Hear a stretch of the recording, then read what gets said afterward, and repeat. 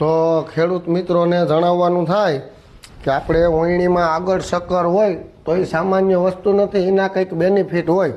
તો હું તમને જણાવું કે આગળ શક્કર શા માટે લેવું પડે અને એનો ફાયદો શું થાય. જો આ શક્કર આગળ લેવામાં કોઈ જાજો ખર્ચો નથી આવતો, તમે જોઈ શકો. આના શક્કર આપણે આગળ લીધું, ખાલી ફેરીમાં ફેરફાર કરવાનો હોય તો એ તમે કરી શકો. મેં એવું કરેલું છે. આ શક્કર આગળ લગાડી દઈએ એટલે આપણે પાછળની બાજુ જે એક હમાર હાલતો હોય ઘઉંના વાવેતરમાં એ હમાર ડબલ કરી દેવાના. જ્યારે આપણે સહેલું પાણી પાઈએ ત્યારે ઘઉં ઢરી જાય, એ ડબલ હમાર હોય તો જમીન એકદમ દબાઈ જાય.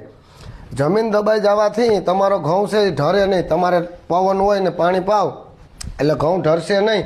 એટલે શક્કર જો આગળ હોય તો પાછળ આપણે ડબલ હમાર કરી શકીએ. અને બીજા નંબરમાં તમે લોકો ભાડું પૂરતું દઉં છો તો ફર્સ્ટ ક્લાસ વસ્તુનો ઉપયોગ કરો કામ કરવામાં.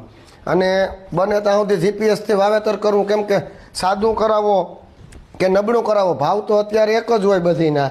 એટલે સારી ગુણવત્તાવાળી વસ્તુની પસંદગી કરવી, એનો બેનિફિટ તમને છેલ્લે સુધી મળે. તો પાછળ ડબલ હમાર કેમ થાય ને હું તમને બતાવું, શક્કર આગળ આવી જાય તો.